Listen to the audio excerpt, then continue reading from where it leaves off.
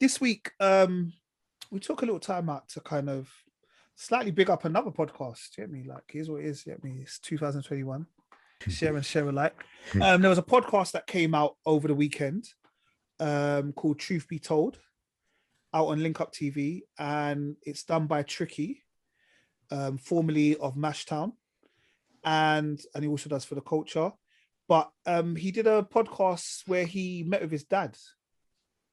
Yeah, and he spoke to his dad about how it was for his dad growing up, and also kind of how it was.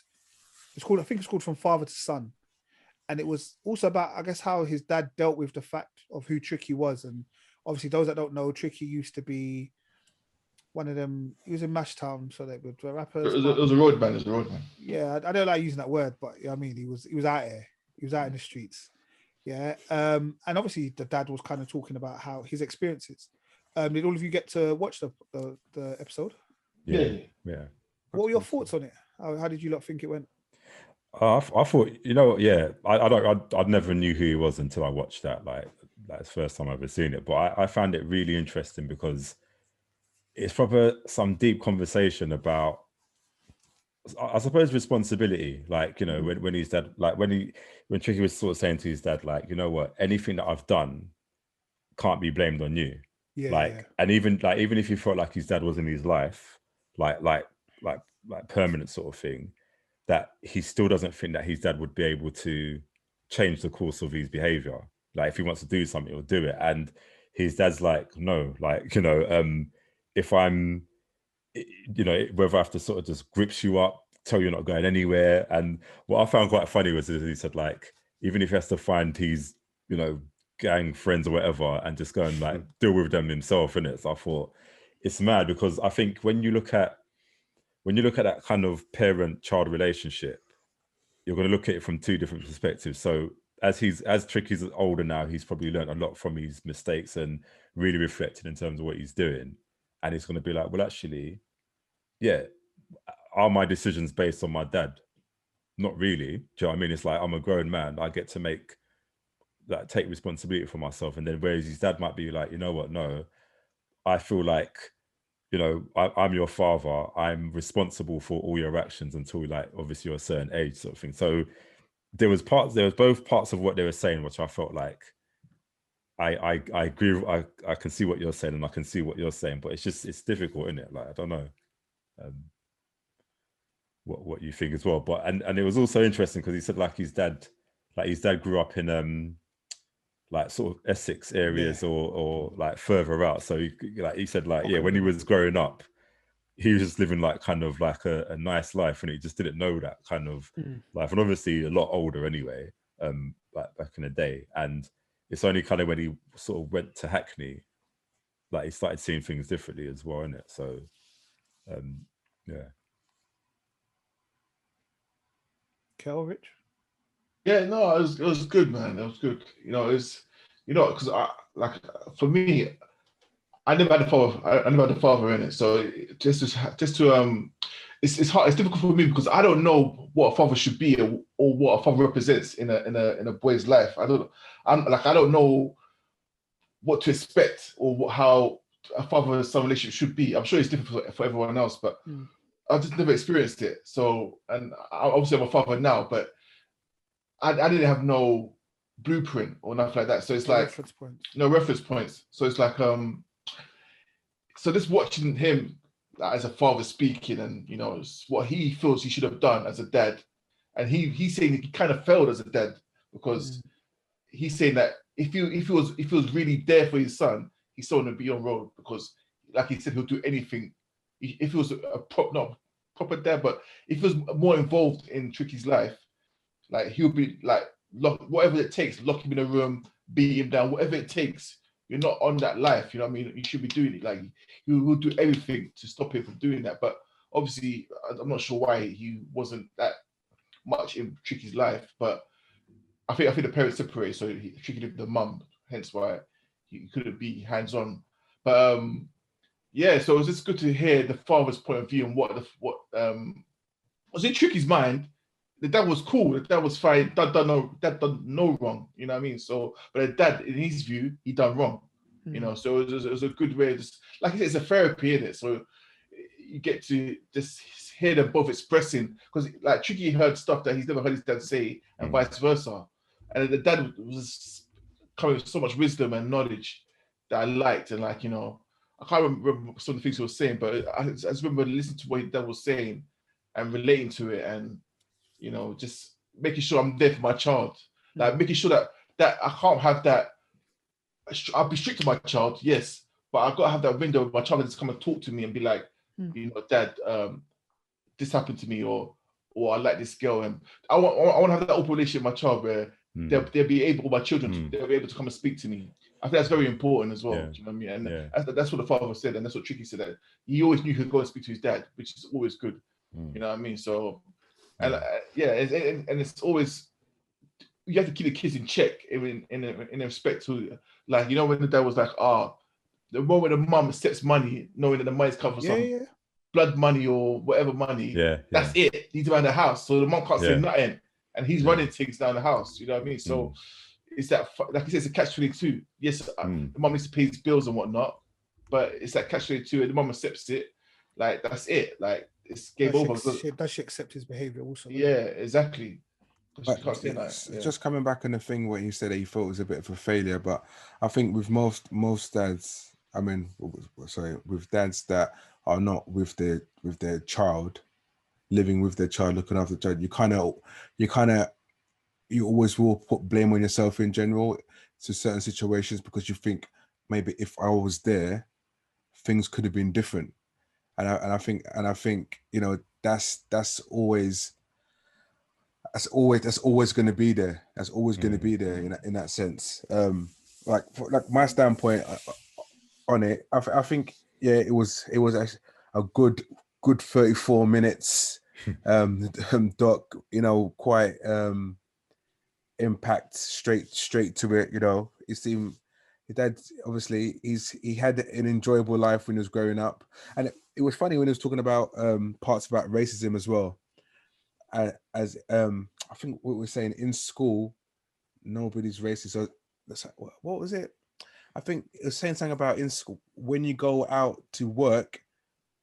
I can't remember. I already said, you say that basically when you're younger in school, it's not racism, because kids will pick on anything. If you're ginger, you got freckles, you got a big lip, whatever. Kids will just pick on anything. You know what I mean? So it's not racism. But when you're in the real world, when you start working in your society and stuff, that's when you face racism.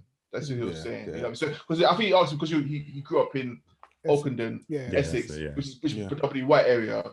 Like, did you face racism? Because no, it was just what kids would do, like pick on you for being whatever they could pick on. You're different, isn't it? It's any difference. When I heard that, and I laughed, and I thought, you know what? That's deep. You know, that is deep. But I get that. I get exactly where it's coming from, because kids will pick up on anything just to get at you. And you know what I liked about that, because like I was saying tonight, as soon as I watched the first like couple of minutes of that video, it just averted all my expectations, because I was expecting him to like say, like the dad, like he just grew up in some poverty, just like he had some horrible kind of or deep meaningful story to tell, and it's just like he just grew up normal, isn't it? I mean, it's probably not expected that someone, I guess, that looks like him, like if you look at him now and you think, oh wow, you grew up in Ockenden, like that's probably shocking. But like, he just like there's no story to tell, and like he said, like he's kind of experiencing life through his son. Do you know what I mean? Like all the things his son's coming to and tell him about, is like, wow, this is, you're showing me a whole different world here. Whereas normally you'd expect that from like a parent, like, this is what I went through, and you're like, oh my gosh, I can't believe you went through that, dad, sort of thing. So it's kind of like a little role reversal in some way. And I love the way you said that. Listen, I've never had a fight with no other black person. Never. I love that. And he goes, listen, some of the people that you have war with, I'm friends with their parents. You know what I mean? If you two to get a room together and chat, you realize it's over nothing. You lot beefing over. You don't even know what you're beefing over one time. You know what I mean? For me, that was always an important. That there was an important thing, though. And that is one of the key factors of me making sure my children know my friends' children's. Like, do you get me? Like, even from a young age, I'm making sure all of you know each other. yeah, and in the community, all of you know that these are my kids, etc., etc. Because I know how easy it is, like even in the ends. Okay, growing up in Tottenham, yeah, like we'd have friends warring, like people be warring, and their parents went to school with each other, their parents are brethren, all of that kind of stuff. And because that sense of community, like I feel like we've lost that sense of community as the generations have kind of gone lower, you lose that. Do you get me? And that for me is, I thought it's always important for my children to know that. So hence why I wanted to make sure, like, for example, even me working, so like my next teaching job is going to be in my own community, because I need everyone to see that I'm part of that community. Because get me, I need to be able to see in the same way when I used to work in Hackney, I used to live in Hackney, everything. I'd be walking in any estate. There'll be kids that I come across, like they know, do you know what I mean? I know what's going on and they know what's going on. And I think it's really important, because otherwise you don't become isolated, and you don't necessarily, if your child is going the wrong way, your child also needs to know that there are 30 people on the road that he can bump into at any moment that will pull up your child. Yeah. Yeah. I know when I was a youth, if I did certain things bad, I remember my mum used to fly. I used to get home. My mum was like, "Where were you today?" I was like, "Oh, I was with Makerman and not." My mum be like, "Yeah, you was on Holloway Road." I'm like, "What are we talking about? How do you know I was on Holloway Road?" Oh, yeah, someone saw you. But that's what I'm saying. Like, you know, like, so for me, I always had to be on my P's and Q's, because for me, there was always somebody watching. Yeah. Trust me. And that potentially stopped me from going a certain path. You know, it's so deep you say it, Nate, because what you're saying about like how, I guess, the more the generations go down and down, it's like you're losing that sense of community. Like I can't really say to you, like with my nephew, I don't know any of his friends, and all my uncles know, like basically more or less know all my friends. Like, so they could see my uncle in the street and know who he is, but I would never see one of my nephew's friends. Like I wouldn't know who they are at all, because I just don't know them. Like it's mad, man. So yeah, we are. It is, and I think that for me, I think that those kind of things are important. Do you know what I mean? Like I want, like you said, Kel, where you said you want your son to be able to come and tell you anything. The same way I want my nephews and nieces to be able to tell me things. Do you get me? So like sometimes obviously I work with kids, so like I'll go there. I'll be like talking to my brother or sister. I'm like, all right, cool. Let me go and jam with my nephew or niece. I'll chat to them, like, you know, them ones like they're big people. Like for half an hour, I want them to tell me who their friends are, where they go. Not on some nosy thing, but I need to know what's going on, because I need to know who you're outside with. No, because it's so hard. Like you know how many times when something happens, you're like, oh, he was such a good boy at home. Like we only know what he know here, innit? In the house, we don't know what he's like on the road. And it was interesting, because I mean, like even when the dad was talking, the dad was saying to Tricky, like, look, boom, like people come in a cab station at a certain time, like they want to act a certain way, and I want to act a certain way, but I don't. I just back down, I humble up myself, because what's the point? Like what are we escalating for? I don't need to tell him that my son, get me, like you can imagine, yeah, a man talks to him in a certain way, like, all right, cool, like he'll get his sons will deal with it. Yeah. Get me? I'm not even just talking about Tricky, like his sons. Get me? There's multiple of them. Do you see what I'm saying? And he just said, look, I had to humble myself. And even when he said, like, oh, what would happen if like something happened to you? And he said, look, I'd be upset. I'd go home. I'd cry, but I'd have to get on with life. Yeah. And I thought that was like quite powerful, because I was like, actually, that's what's got to happen, isn't it? Yeah. Like you can't. There's only so much I can do for you. You get me? He man said I go every night, I pray for you and all the rest of it. But ultimately, if that's a decision you make, that's a decision you're gonna have to live with. Not for real. And yeah, like I said, for me, it brought up a lot of kind of things that made me start to think about, like you said, about your own upbringing, or how you would potentially change things moving forward. And I guess it is just about those things. And like I said, I expect in the same way, like I said, my kids, look, if any of you lot saw my youths them doing badness on road or anything, bruv, pull them up, bruv. You know them ones there.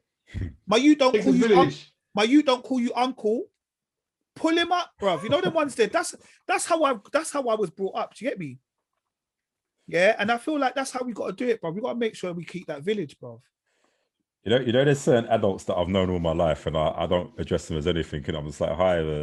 Like, there's some people you just don't know who to call it. Like, uncle, Mister, this, that, and that. But there's some people that's like in African communities, uncle. Anyone older than any uncle, auntie, straight. That's how in West African tradition. That's how we show respect to any elders. Yeah. But I got bare aunties and uncles, bro. Bare cousins, bare everything, bro. That's how it was. You know, the ones they're like, that's just your mum's brethren. Look, that's Auntie Doreen. That's I remember finding out later on, like maybe the last. I thought this is my blood cousin.